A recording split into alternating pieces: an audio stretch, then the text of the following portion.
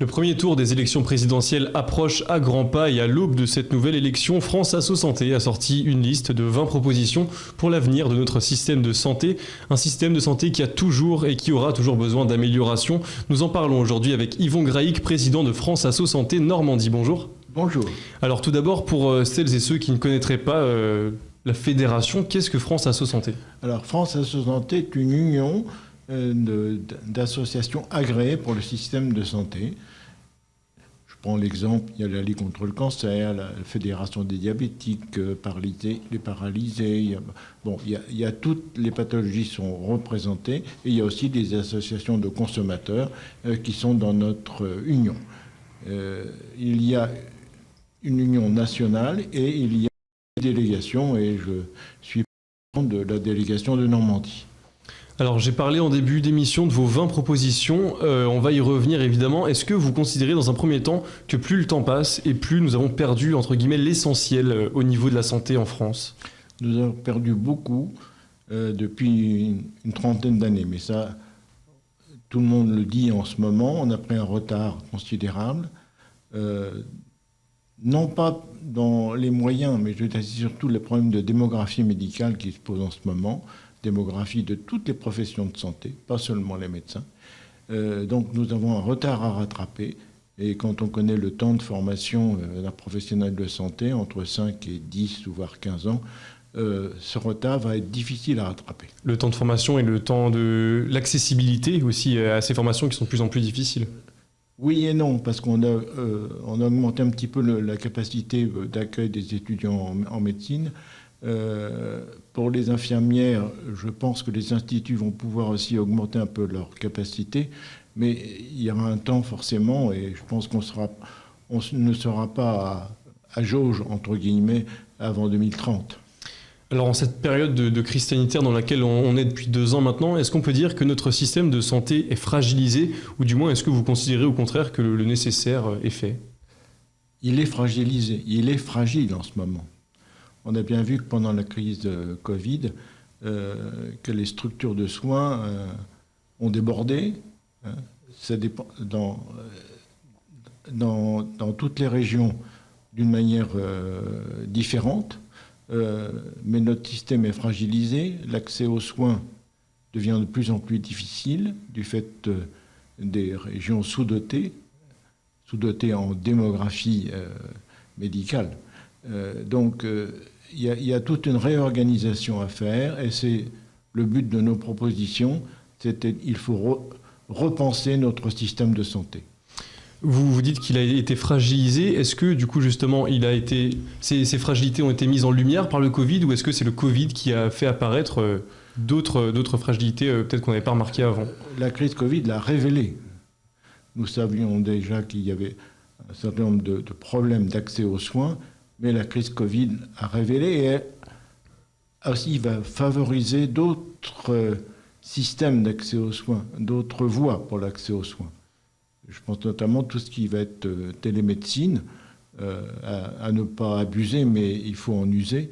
On s'est rendu compte que la télémédecine a permis quand même un suivi dans beaucoup de pathologies chroniques et éviter aux gens d'aller dans les salles d'attente des médecins où la proximité d'autres patients atteints de Covid aurait pu être grave pour eux. Alors, avant d'aller plus en détail dans ces fameuses 20 propositions, comment elles ont été définies dans un premier temps ? Ça fait plus d'1 an que l'on travaille sur ces propositions. Elles émanent du terrain. C'est-à-dire que toutes les délégations, toutes les associations nationales et régionales ont fait des propositions. Et ensuite, au niveau de différents groupes de travail, nous avons choisi et nous avons proposé à ce qu'on appelle maintenant des focus groups, ces propositions pour que le citoyen puisse les choisir. Et c'est donc à l'issue de ce travail d'1 an que nous avons pu publier ces 20 propositions, bien sûr, qui ont été retenues par beaucoup de monde, à tous les niveaux. Ces propositions, elles reposent sur 3 piliers. Donc, il y a la liberté en santé pour une émancipation de chacun et par l'éducation à la santé, l'égalité en santé pour un accès équitable et universel au système de santé, mais aussi la fraternité en santé pour un système de santé solidaire et humaniste. Et j'aimerais qu'on rebondisse justement dans un premier temps sur le dernier que je viens de citer. Oui. Est-ce qu'on manque selon vous de fraternité et d'humanisme sur le point de la santé en France ? C'est une question très difficile que vous me posez là. Ça dépend comment vous voulez l'interpréter. L'humanisme a tendance, malheureusement, à disparaître ou à diminuer. Les temps de consultation, les temps moyens de consultation sont ridicules, je dirais. Les professionnels de santé ont peu de temps, ont beaucoup moins de temps qu'auparavant. Donc une partie de l'humanisme disparaît dans le dialogue singulier avec le patient. Et ça, je pense qu'on en a perdu beaucoup ces dernières années. Par contre, la fraternité, elle existe encore dans notre système d'assurance maladie, parce qu'il y a une solidarité quand même. On est toujours, heureusement en France, sur une répartition solidaire qui sera sûrement à modifier. Nous souhaitons une assurance maladie universelle, c'est-à-dire que l'on rembourse à 100% tous les actes à partir du moment où ces actes sont considérés comme pertinents et de qualité, ce qui n'est pas forcément le cas en ce moment. Donc, si vous voulez, et il y a aussi un problème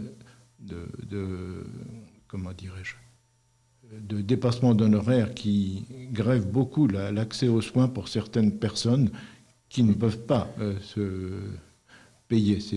L'accès aux soins, justement, on y vient. Il y a un point qui revient souvent sous plusieurs angles dans vos propositions. C'est l'accès aux soins. On le voit de plus en plus. Il y a des déserts médicaux de plus en plus nombreux en France. En 2019, on estimait que 7,4 millions de Français vivaient dans un désert médical. Donc c'est un chiffre qui a sûrement grandi depuis cette année-là. Comment ça se fait qu'en 2022, après 2 ans de crise sanitaire, il y a encore autant de difficultés d'accès aux soins ? Malheureusement, le nombre de médecins diminue toujours pendant ces 2 années-là. Il y a des gens qui sont formés, bien sûr, mais peu d'étudiants formés, médecins qui s'installent. Beaucoup ne s'installent pas. Et on essaie de développer actuellement ce qu'on appelle les communautés professionnelles, les CPTS, non, excusez-moi, je bafouille. On essaie de regrouper les professionnels de santé dans des pôles de santé. Et je pense que c'est la mesure qui va permettre justement de d'améliorer cet accès aux soins, dans la mesure où il y aura dans ces maisons pluridisciplinaires ou dans ces communautés professionnelles, l'ensemble, comment dirais-je, l'accès aux soins primaires et infirmiers, orthoptistes, autres professionnels de santé qui vont permettre à la personne de se faire soigner plus rapidement que actuellement où on a encore beaucoup de médecins qui restent isolés. Donc nous sommes pour le regroupement des professionnels de santé dans ces pôles de santé comme ça existe heureusement en Normandie. Est-ce qu'on peut dire qu'aujourd'hui, on peut être satisfait quand même de notre système de santé quand on se compare à d'autres pays comme les États-Unis, par exemple, où l'assurance maladie, la sécurité sociale, etc. sont beaucoup moins accessibles, voire n'existent pas ? Ceux qui ont voyagé un petit peu se rendent compte qu'on est encore très en avance en France par rapport à d'autres pays. En avance sur la qualité des professionnels de santé, qualité du soin, qualité des hôpitaux. Et en plus aussi, on insistait il y a 30 secondes sur la solidarité qui existe, une santé qui n'est pas complètement gratuite, mais qui est quand même, des remboursements qui permettent de se faire soigner, contrairement à d'autres pays où la médecine privée ne permet pas aux gens de médecine libérale, comme aux États-Unis notamment, ou alors des pays qui n'ont pas de système de santé.